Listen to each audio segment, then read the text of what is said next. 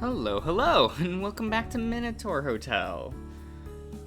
We just saw Gene off, We chose the boar, because he's the cutest of those three. At least to me. I mean, the wolf is cute, but not in, that way. In like a he-dog kind of way. After seeing Gene off, you head to the office to plan the activities for the day. You can now go talk to Robert in the lounge. You can select this activity in the daily agenda screen.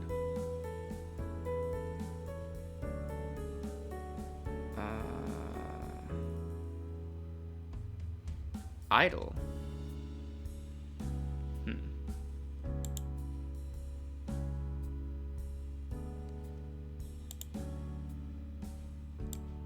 Oh, okay.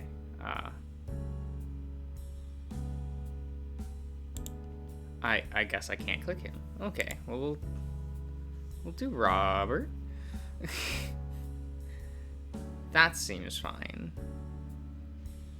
Can I not?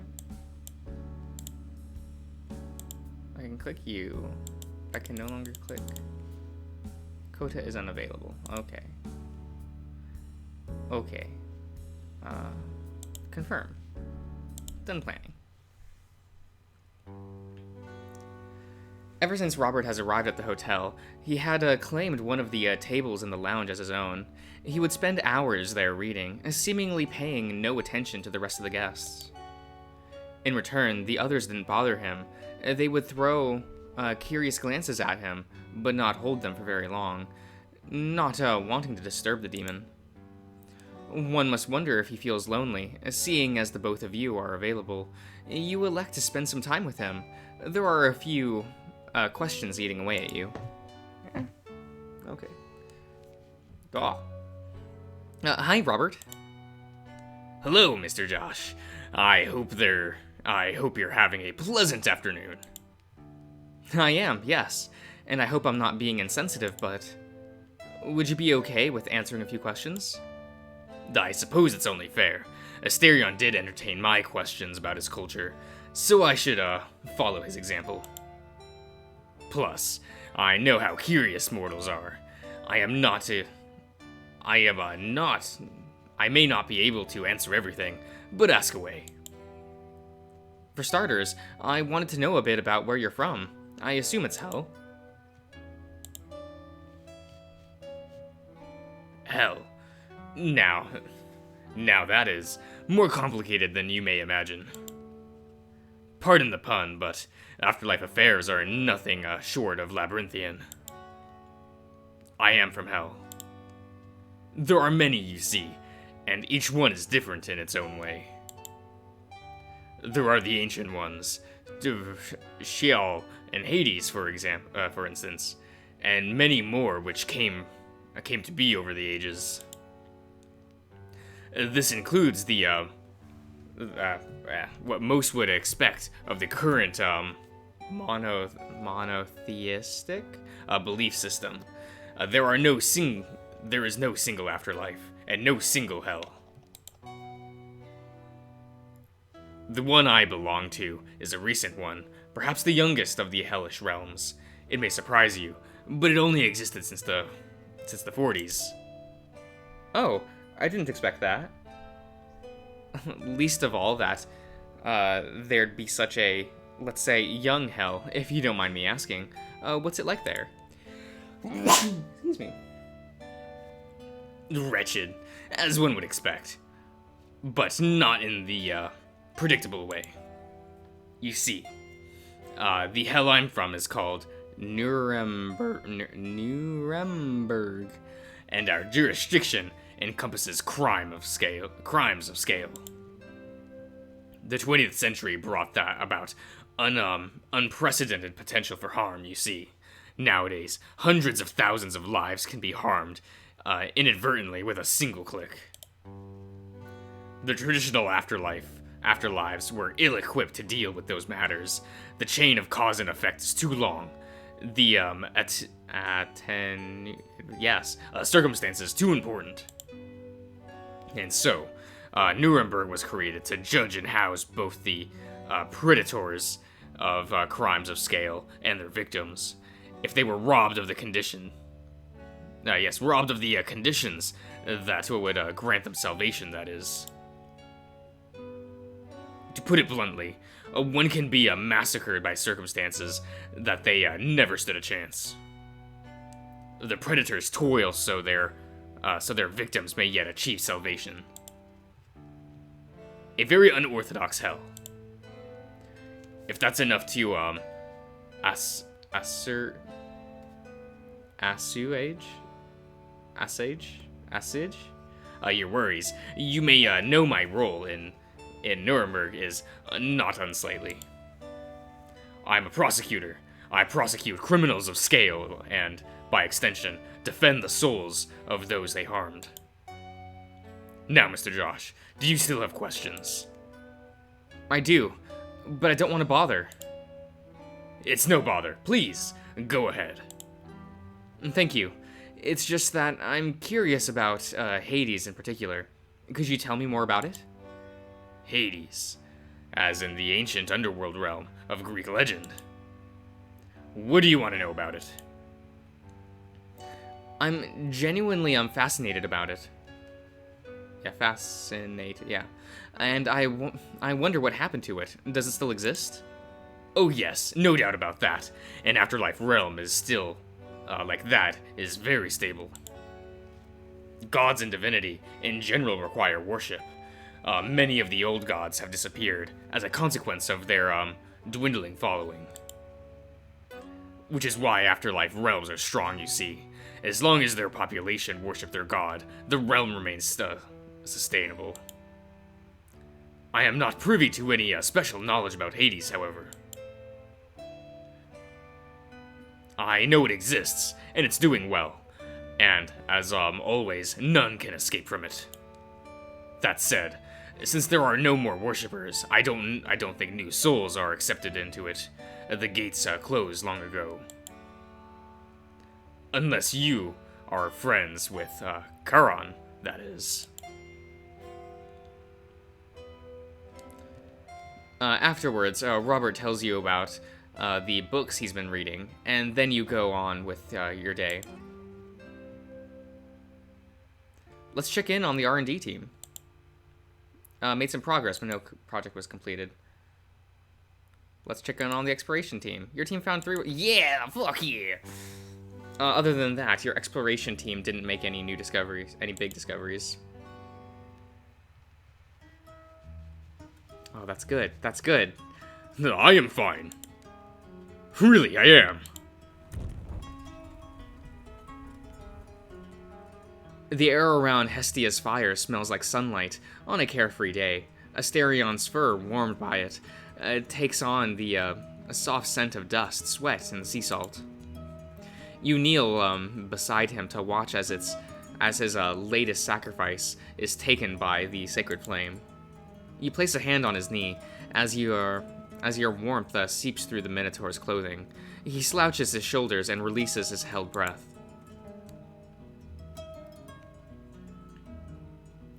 His hand settled atop yours, fingers splayed like a child, too tired to make an attempt at being tidy. Thank you for last night, however. You helped me, to settle all the thoughts galloping inside my head. You're welcome. You draped an arm over Asterion's shoulder, or as much as his, steppe, yes. Back as you can cover. By the tips of your fingers alone, you can pull him close. He leans until his head rests against yours, a horn only just touching the back of your skull. Close as you are, you can't help but notice that the smell of sunlight comes not from the fire, but from the Minotaur's warm fur. Oh! But peace cannot last. A pair of sticky feet plap up onto yours and Asterion. He grasps Asterion's index fingers and tugs on it. Asterion! Mr. Asterion! Yes, Gruggy. The lyre. Can you play for us? Zipito wants to dance. No, I would love to, but I'm afraid my songs do not go well with dancing. But the kobold cannot appreciate such things as mood or context. Even a funeral dirge can be a real toe tapper to the untrained ear. Besides, the Minotaur's plinplones, okay, are sweet enough on their own. And surely the little deer reasons to himself, dancing will only enhance them. Gruggy tugs on Asterion's finger again. Please! You and Asterion exchange a glance. Together you get up and return to your quarters to retrieve the Minotaur's lyre. On the way there, each of you hold one of Gruggy's hands, as though he were your own child. You lift him up a few inches from the ground and swing him gently to and fro. Oh, that's so cute. His delighted giggles patter through the infinite hallways of the hotel, banishing old pains.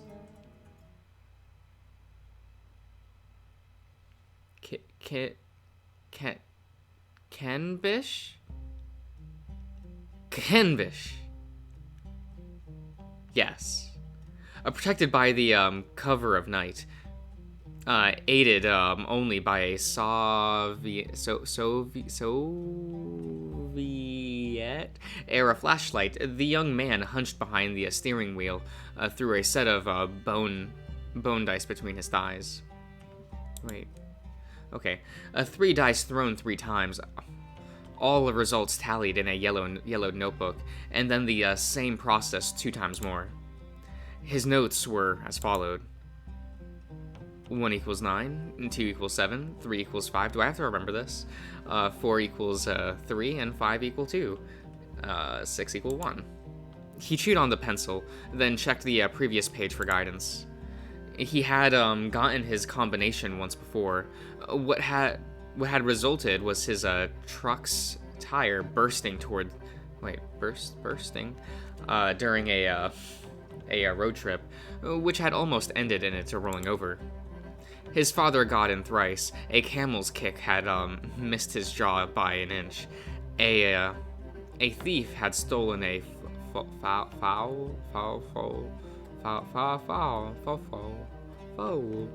during the night. His dog had disappeared for 2 weeks. And returned with a crippled leg. His stomach felt as though filled with coals and living fire, and the brisks at the back of his neck stood on end. He could give up and return home. His father would compliment his prudence. But there was one final calculation to be made: money. As bad as his luck was, the risk was worth it, considering the scale of his family's needs. The young man closed his eyes and swallowed the wild lightning, which threatened to spill from his throat. One by one, he pushed aside all thoughts of disgrace and tragedy, until his hands became steady enough to hold the steering wheel. And off he went. Rainbow. The young man drove through the vast desert. Yes, desert and regal plain, framed left and right by the snow-capped mountains of his homeland. He slept under a star-painted sky, surrounded by the towering spirits of his ancestors, and the lovely country of his Mongolia. Okay. And during daytime, once all sourness had given way to cheer, he sang in his mother tongue, that unforgettable legacy of his people.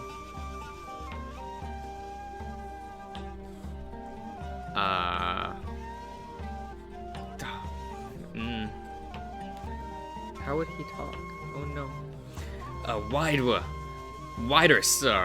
are the steeps so noble. Wide are the steeps so noble, white the covering mists that lift to the clouds. I feel like he would have a more guttural voice. I don't know. Oh, my grands. I'm sorry, guys. I have a very limited range, and there's a lot of characters. it's hard. Oh, my grandson.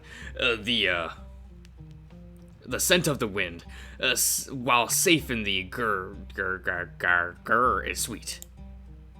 Mighty was his journey to the capital, but mightier was his spirit, and vast was the land, but greater was his ambition. Sweat of effort from man and steed, swearing poets, cheering grapplers till able. Okay. Sweet aromas of other food, swell into cheer, the Nodum greet. Oh, that's Mongolia's capital welcomed him into the bustling streets just in time to enjoy the country's greatest event, Nodum. Centuries old, it comprised the 3 games of men: archery, horse riding, and wrestling. The young man had competed many times, but only in the province. Okay, got there. His performance had never been quite good enough to classify for the national celebration. One year his bowstring snapped, then its wood had splintered. On the following, his wrestling garments had come undone, there in the middle of the ring, and on the next, his horse had fallen ill on the night before the event. But that mattered little now, for he was there in the capital on a different mission: to cook, sing, bring cheer, and earn money to his help his family. Days of old pass. Fathers hunch over. Daughters, sons carry on shoulders. Dappled steeds and to bring families plenty. Damn the sons who can't provide. The camels bleat.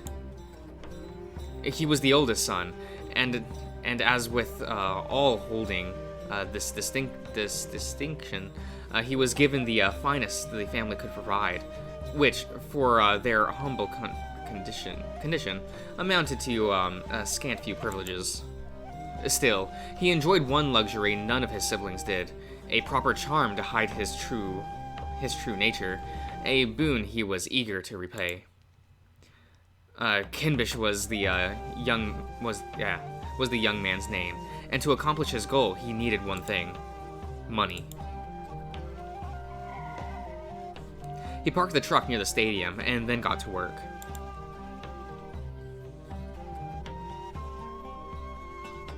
He set his stall and gave every tool its proper inspection. The hardy knife marbled with the scratches, and sharpening the cutting board. Cutting board streaked with battle scars, and trusty pan eager to begin its labor. He mixed and readied the dough, cut and spiced the filling. Yes, set the beverages to cool in the icebox. The stall was decorated, and his siblings' drawings of his favorite trinkets, humble may they be, all the while he sang. Wonder of man, lovely renowned receiver. Wonders he again home, a pride of his grandparents, one with the people, Leon provider. Won his own name through strength and feat. Once it was all set, he wasted no time. Every minute was a potential sale, and, by extension, a chance to bring him closer to his goal. Patrons come and went, competitors in their, embroidered, that's it, garments, spectators on their way into the stadium, and workers on their way out. A constant stream of faces, some of whom he recognized as customers from previous years, but who but who never recognized him back. All who gazed upon the young man's face struggled to catch any remarkable features. In fact, after a handful of minutes, none could remember a single thing about the stall's vendor. Kenbish's charm, the best his family could muster, was scarce in magic, and did very little good. He was faceless, unremarkable, utterly forgettable. His cooking, however, was very much otherwise, so much that patrons returned time and time again, guided by faint memories alone.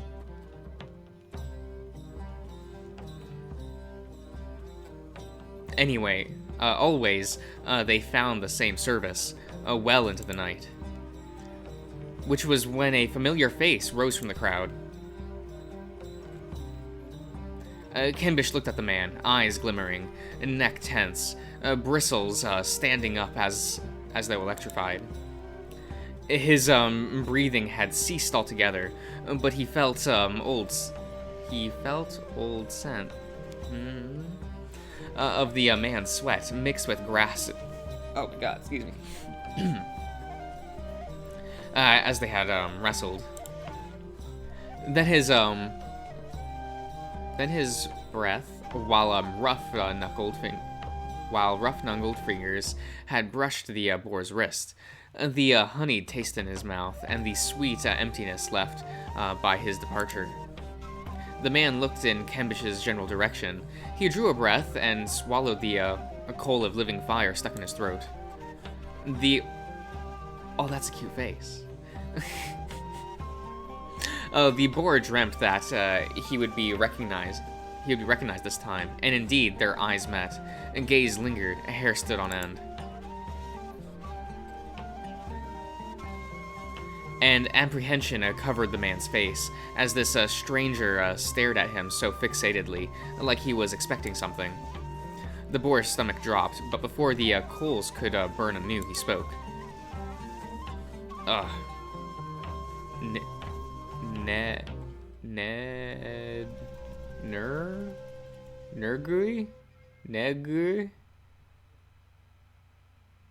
Nergui? Okay.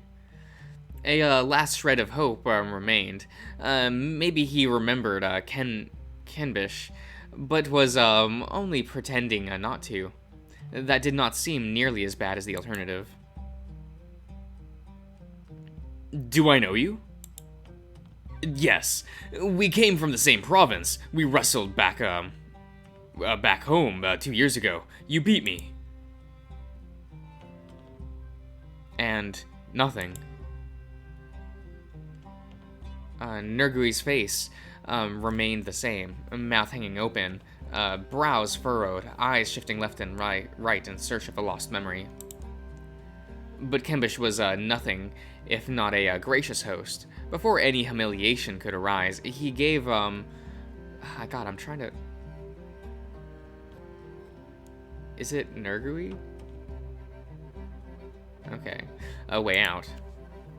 You treated me to a drink back then. I understand if you don't remember me, but I promised I'd give you the same courtesy. That perks him right up, for what a hot-blooded man would reject such an offer. And so the boar served him only overfilled cups and plates until well into the night. Kenbish led the conversation, with questions far too precise to come from a stranger. How's your mother? Has your mother stopped smoking? Did your father's leg heal well? Nergui answered, kinder, sweeter than with each question, but almost more sorrowful for not remembering this man who knew him so well. When the time came to say goodbye, he gave Kenbish a bone-crushing handshake, followed by a hug that lingered both for too long and not long enough at the same time. I'm sorry for not recognizing you. I must have been so drunk. Even now I struggle to remember our match. It's fine, man. I'm, not very remarkable. I get that a lot. You plan on coming again next year? I do. And if, fortune smiles, I'll also attend our, province's competition as well. Then we'll meet and fight again, Kembish, right? The boar nodded, eyes, frozen, drained of emotion. We'll see each other next year, and I'll treat you to another drink then. Next year.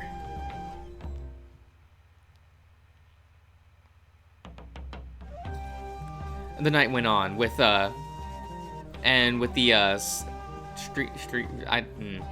I don't know. I'll end the part here, actually. That sounds like a good idea. I'm stammering, guys. It is what it is. I'll see you around.